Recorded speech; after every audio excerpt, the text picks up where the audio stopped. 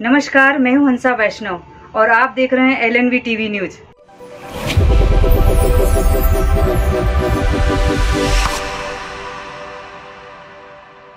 नमस्कार, स्वागत है आपका। मैं हूं डॉक्टर LN वैष्णव।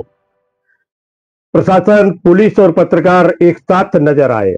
लगभग 3 घंटे से अधिक का समय इन्होंने साथ में बिताया। संवाद भी हुआ, हंसी मजाक भी हुई और साथ में सकारात्मक विषय को लेकर चर्चाएं भी हुई।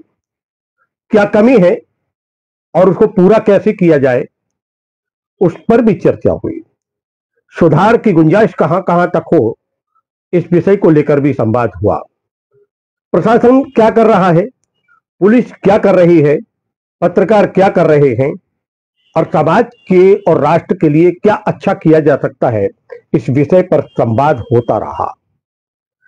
दमोह के कलेक्टर सुधीर कुमार कोचर, पुलिस अधीक्षक श्रुत कीर्ति सोमवंशी और साथ में दमोह जिले के जनसंपर्क अधिकारी वाई कुरैशी विशेष रूप से मौजूद रहे और उनके साथ दमोह के सारे पत्रकार गण एक मंच पर नजर आए। आयोजन दमोह के एक ऐसे स्थान पर हुआ जिसको एक प्रसिद्ध स्थान कहा जा सकता है, यानी सर्किट हाउस पर, पहाड़ियों की वादियों में प्रकृति से जुड़ा हुआ यह क्षेत्र है और यहीं पर हो रहा था 3 PP का मिलन, अर्थात प्रशासन, पुलिस और पत्रकार तीनों एक साथ एक मंच पर दिखलाई दे रहे थे। आयोजन के प्रयोजन के संबंध में तथा जिला जनसंपर्क और जनसंपर्क विभाग मध्य प्रदेश सरकार के द्वारा क्या क्या किया जा रहा है, इसके संबंध में जानकारी वाई कुरैशी जिला जनसंपर्क अधिकारी के द्वारा दी गई। स्तंभ इसकी नजर रहती है हर तरह, तो हर चीजें अच्छी होती है।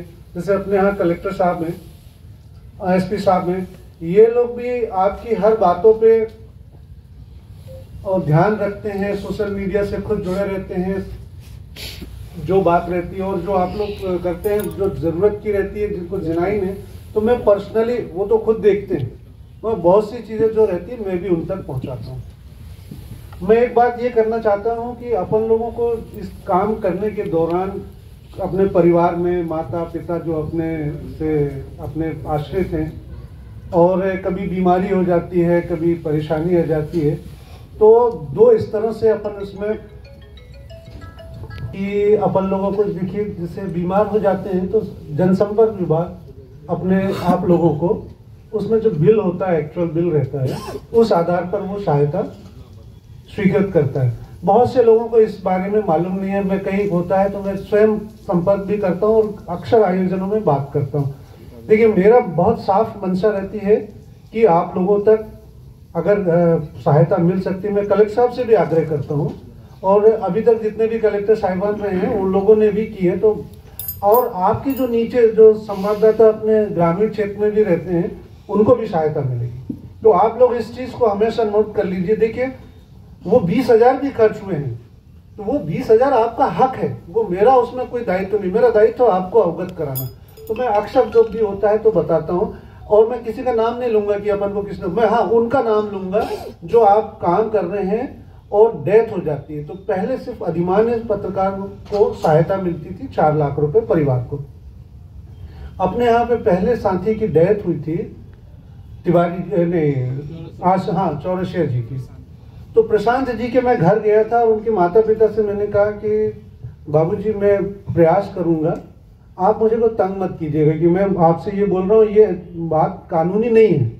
आप मुझे, क्योंकि ना उसकी जो वाइफ थी वो बहुत ही, तो उनके घर से मैं निकला और मैंने लेटर बना के उनसे पूरे कागज, वो पहला केस था मध्य प्रदेश का जो गैर अधिमान्य पत्रकार को सहायता मिली। दूसरे अपने एक साथी जो थे तिवारी जी की डेथ हुई थी, तब उनके घर में वो बहू रानी, मतलब हमने कभी मिला भी नहीं था। तो मैंने गौतम जी से कहा कि अपन उनके यहाँ चलते हैं और बहू से बोलेंगे। फिर गौतम जी ने वो पूरा प्रकरण तैयार कराया और उनको भी सहायता। तीसरा प्रकरण वर्धा का था। वर्धा का अपना साथी था, वो उसकी बेटी, मतलब बहू रानी जो उनकी मिसेस थी, वो अपने हृदयपुर की थी। तो मैंने शारदा से भी बोला और उन लोगों ने उनसे कोऑर्डिनेट करके गौतम जी ने पूरा प्रकरण बनवाया उसमें एक ये लगा था कि आपको ये जरूर करना पड़ता है कि अपन किसी कवरेज के लिए जा रहे थे, इतना आप लोग की मदद रहती है, तो वो लोग आप लोग भी मदद करिए, और उनने भी फिर वो बना के दिया था। तो ये 3 ऐसे प्रकरण हैं जो मध्य प्रदेश में इकलौते। फिर एक सीधी में एक घटना हुई थी, मैंने पेपर में जो आप लोग लिखते हैं, तो सीधी की घटना पड़ी थी, मैंने अपने साथी को फोन किया कि इसका प्रकरण बनाइए। वो 25 साल के थे और अब उनकी विधवा पत्नी, पंडित जी थे, वैसे भी बड़ा मुश्किल होता है। वहीं दूसरी ओर दमोह के कलेक्टर सुधीर कुमार कोचर ने पत्रकारों से संवाद करते हुए कहा कि हम आपसे अपेक्षाएं करते हैं, आप आलोचनाएं करिए, लेकिन एक सही दिशा दीजिए। उन्होंने एक शब्द को कोट करते हुए कहा कि एक मरा हुआ पत्रकार एक मरा हुआ नागरिक पैदा करता है और आप लोग जीवित हैं, आप लोगों से बहुत ज्यादा अपेक्षा है। उन्होंने अनेक ऐसे विषयों को उठाया जो दिल को छू देने वाली थी, बस संदेश भी दे रहे थे और संकेत भी दे रहे थे, जिसमें कि आप सरकार की बहुत सकारात्मक आलोचना करते हैं। और आजकल मैं जो पेपरों में देख रहा हूँ खबरें, उसमें मुझे बहुत ये चीज़ दिखने में आ रही, खास तौर से पेपरों में, कि बहुत विश्लेषण करके लोग चीज़ें छाप रहे हैं, डेटा के साथ बात करते हैं, बिना डेटा के कुछ भी नहीं करते। तो वो खबरें बहुत अच्छी लगती हैं, भले ही वो नेगेटिव होती हैं। हो सकता है कि वो उसमें हमारे जिले का परफॉर्मेंस नीचे हो किसी चीज़ में, लेकिन जब आप विश्लेषण के साथ छापते हो तो उस पर काम करने की इच्छा होती है और हम लोगों को प्रेरित करती है कि हम अच्छा काम कर सकें। कई सारे विषय हैं जो आप लोगों ने बताए हैं। हम लोग इंटरनली काम कर रहे हैं चीज़ों पर। यहाँ पर थोड़ा सा चीज़ों को पुश बहुत ज़्यादा करना पड़ता है। मैं प्रयास करता हूँ अपनी तरफ से कि जितना मैं पुश करके चीज़ों को करा सकूँ, क्योंकि मल्टीपल फोर्सेस काम करते हैं। हम लोगों का विजन डॉक्यूमेंट भी तैयार हो गया है लगभग। मेरा आप लोगों से भी अनुरोध है, हमने उसको शेयर भी किया है। यदि आप लोग अपने उसमें कुछ और विचार हमको दे सके तो हमारी कोशिश है कि 26 जनवरी को उसको हम माननीय मंत्री जी के हाथ से उसको लॉन्च कराएंगे। और आप सबको मकर संक्रांति की बहुत बहुत शुभकामनाएं हमारी तरफ से, पूरे कलेक्ट्रेट परिवार की तरफ से। और मैं उम्मीद करता हूं कि यही सामंजस्य, यही सिलसिला हमारा हमेशा बना रहेगा। मैंने कहीं पर पढ़ा है, जो लाइन आज मैं बोलना चाहता हूं यहाँ पर, कि एक डरा हुआ पत्रकार एक मरा हुआ नागरिक पैदा करता है। तो मुझे बहुत खुशी होती है कि आप लोग जो है बहुत साहस के साथ और सौजन्यता के साथ, सज्जनता के साथ अपनी बातों को जनता की रखते हैं। और मैं आपसे चाहूँगा, मैं बार बार कहता हूँ ये बात, कि कोई भी काम जब प्रशासन करता है तो प्रशासन को प्रशंसा की अपेक्षा नहीं होती है। इसलिए नहीं होती है क्योंकि ये उसका काम ही है। हम अधिकारी हैं तो हमको तनख्वाह ही उस बात की मिलती है कि हम ये करें। तो हमें प्रशंसा से ज़्यादा जिस चीज़ की अपेक्षा होती है वो है आपके आलोचनात्मक विश्लेषण की, सकारात्मक विश्लेषण की, जिसमें कि आप हमारी कमजोरियां निकालते हैं कि ये चीज़ सर ठीक नहीं चल रही है, इसको ठीक करना चाहिए, और ये हमारे पास इसका डेटा है। ये हमने देखिए 4 साल का पिछला डेटा निकाला, और हम जैसे आप लोगों ने सड़क दुर्घटना पे बताया कि साहब देखिए डेटा ये कह रहा है, आपने मातृत्व सुरक्षा पे बताया कि डेटा ये कह रहा है। तो वो तमाम चीज़ें हमको बहुत ज़्यादा हमारे लिए इम्पोर्टेंट है। तो हमारे लिए प्रशंसा बिल्कुल इम्पोर्टेंट नहीं है, हमारे लिए इम्पोर्टेंट है कि आप कहाँ पर इन कमियों को निकाल करके हमारे सामने प्रस्तुत करते हैं। अब एक जो हमारी प्रॉब्लम आती है, जो धर्म संकट, मैं आई थिंक एसपी साहब भी उससे एग्री करते होंगे और उनको भी इस संकट से जूझना पड़ता होगा। हमारे पास दिन भर में बहुत ज़्यादा तादाद में फ़ोन आते हैं और बहुत ज़्यादा तादाद में व्हाट्सएप मैसेजेस आते हैं, बहुत ज़्यादा। तो कई बार क्या होता है कि यदि आपने कोई मैसेज किया और 2-3 दिन तक उस पर कुछ नहीं हुआ, तो फिर अगले दिन आप कहते कि सर हमने 4 दिन पहले बताया था लेकिन अभी तक कुछ नहीं हो पाया। तो थोड़ा सा बस मेरा एक ही रिक्वेस्ट है कि इंसान होने के नाते थोड़ी इंसान की जो सीमाएं होती हैं कि हर चीज़ को 1 मिनट के अंदर तुरंत सॉल्व कर पाना या देख पाना थोड़ा सा मुश्किल होता है। लेकिन हम प्रयास करेंगे और बेहतर करने की अपने आप को। और एक लास्ट पॉइंट जो मैं आपसे अनुरोध करना चाहूँगा कि व्हाट्सएप ग्रुप बहुत बड़ी तादाद में है, और क्या हो रहा है कि हर जैसे ही मान लीजिए, और सब वही की वही चीज़ जो है वो सारे ग्रुपों में आती है, और उसमें हमारा बहुत समय जाता है। और यदि हम मान लीजिए किसी ग्रुप से क्षमा याचना के साथ एग्जिट करते हैं तो उनको लगता है कि अरे सर हमारा ग्रुप मत छोड़िए प्लीज, वो आप बने रहिए उसमें। और फिर क्या हो गया, एक और बात हो गई यहाँ पर कि हटा का अलग ग्रुप, पथरिया का अलग ग्रुप। अब उसके कारण क्या हो रहा है कि हम लोगों का जो टाइम स्पान है वही चीज बार बार देख रहे हैं और समस्या को हल करने में हमारा समय कम जा रहा है। तो मेरा आप लोगों से एक करबद्ध निवेदन है इस मामले में कि यदि हमें ये बता सकें कि साहब ये 5-6 ग्रुप हैं जिसमें सारे पत्रकार हैं, तो उन ग्रुपों को यदि हम ज्वाइन करें तो हमको सारी चीजें वहां मिल जाएंगी और हम लोगों का समय अनावश्यक रूप से स्क्रॉल करने में ज्यादा नहीं जाएगा। तो यदि ये आप लोग इसमें कुछ पहल कर सकते हैं तो मुझे लगता है कि ये अच्छी चीज हम लोगों के दृष्टिकोण से हो जाएगी। हाँ, इसी क्रम में दमोह के पुलिस अधीक्षक श्रुतकीर्ति सोमवंशी ने भी पत्रकारों से संवाद किया। उन्होंने कहा कि दमोह का प्रेस बहुत बढ़िया है, लगातार संपर्क में हम लोग रहते हैं। अगर कोई खबर होती है, जो खबर किसी ऐसी होती है कि जो कहीं कोई समस्या पैदा कर दे, इस पर हमें ध्यान देना पड़ेगा। आप वरिष्ठ अधिकारियों से संपर्क करें, थोड़ा इंतजार करें, धैर्य रखें और फिर खबर का प्रकाशन और प्रसारण करें। इस पर कोई आपत्ति नहीं है, लेकिन सच्चाई से जुड़कर अगर ऐसा होगा तो हम सबके लिए और समाज के लिए, राष्ट्र के लिए एक अच्छा कदम होगा।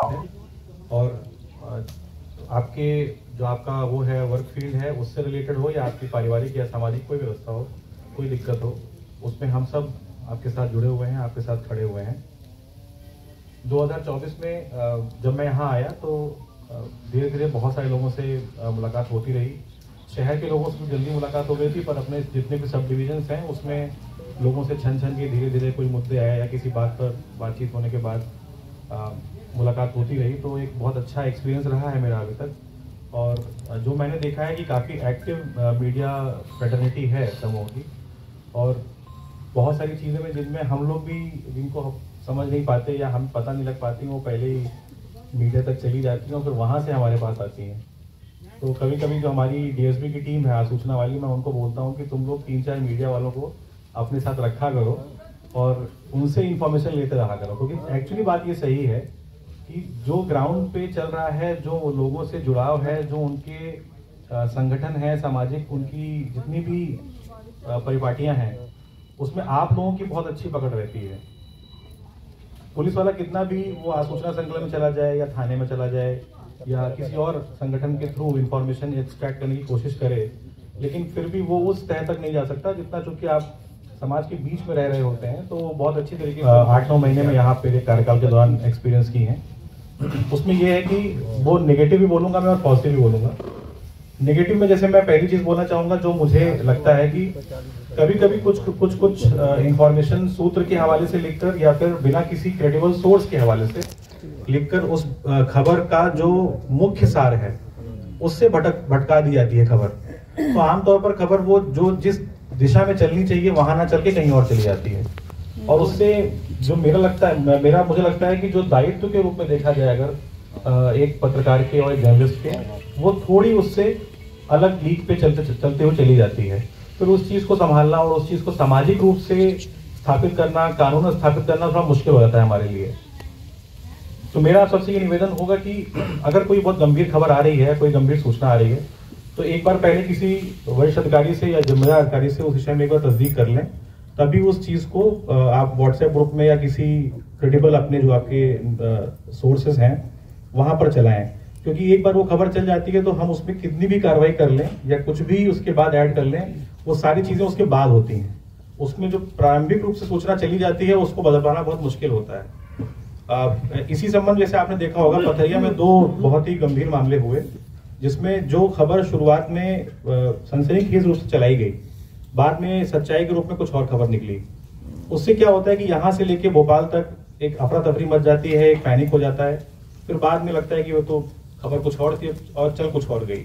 वर्तमान समय में साइबर क्राइम जबरदस्त तरीके से बढ़ रहा है और ऐसे समय ये अवसर है, हम सब पत्रकार बैठे हुए हैं, आपसे निवेदन करते हैं कि एक कार्यशाला इससे संबंध में पुलिस विभाग की तरफ से अगर कर ली जाए तो बहुत सारी स्थितियाँ क्लियर हो जाएंगी, समाज में भी अच्छा अंदाज चला जाएगा, क्योंकि बहुत सारी चीज़ें समझ में नहीं आती। तो आपके एक्सपर्ट और आप लोग अगर रहें तो ये बहुत अच्छा हो सकता है। बिल्कुल, ये हम लोगों ने प्लान भी किया हुआ है जी। इसी महीने हम लोग एक गोष्ठी आयोजित कर रहे हैं। हमारे साइबर सेल के 2 लोग छुट्टी पर थे, वो लगभग साल भर से छुट्टी पे नहीं गए थे, तो मैंने उनको अलाउ कर दिया था। तो जल्दी ही इस बारे में हम लोग प्लान कर रहे हैं और अभी पिछले 1 महीने में हम लोग कई जगह पर हम लोगों ने यहाँ वहाँ जाकर बच्चों को भी बताया है, सार्वजनिक स्थानों पर लोगों को भी बताया है। और आपने देखा होगा कि पिछले 2-3 मामलों में हम लोगों ने डिजिटल अरेस्ट को प्रिवेंट भी किया है। बिल्कुल 2 ऐसे विषय आए थे और अभी रिसेंटली एक मामले में हमने 6 लाख रुपए एक व्यक्ति के वापस कराए हैं। तो एक्चुअली यहाँ जब मैंने यहाँ आया तो मैंने देखा कि अभी जो साइबर सेल की क्वालिटी है उसमें बहुत इम्प्रूवमेंट की गुंजाइश है। तो दमोह की जो हमारी क्राइम ब्रांच की टीम थी, मैंने उनको यहाँ बुलवा के इनकी ट्रेनिंग भी करवाई है 2 बार। पर अभी भी क्या होता है कि जो व्यक्ति थोड़ा बहुत सीख जाता है फिर वो बड़े शहरों में जाना चाहता है। तो यहाँ से भी 2 लोग अभी चले गए सागर के लिए, तो अभी फिर से साइबर सेल छोटी हो गई है। तो जो 9 आरक्षक हमारे आ रहे हैं उसमें से 3-4 को हमने लगा रखा है ट्रेनिंग के लिए और प्रयास ये करेंगे कि अभी इनको कम से कम 4-5 साल यहाँ काम करने का मौका मिले, ताकि ये जो ग्राउंड लेवल पे छोटे फ्रॉड होते हैं जो आम आदमी के साथ होते हैं, जिसमें 25, 30, 40, 50 हज़ार रुपये चले जाते हैं, जो उसके लिए बहुत है, उस पर काम हो। अभी छोटे मामलों पर काम हो ही नहीं पाता है क्योंकि इतने बड़े बड़े अपराध और जो बड़े फ्रॉड होते हैं पुलिस उसी में लगी रह जाती है। तो उस साइबर सेल को हम एक्सटेंड कर रहे हैं ताकि छोटे मामलों पर भी काम करने के लिए टीम अलग से काम करती रहे। और जो आप बात कर रहे हैं कार्यशाला की, उसको जल्दी हम लोग बिल्कुल आयोजित करते हैं। Thank you.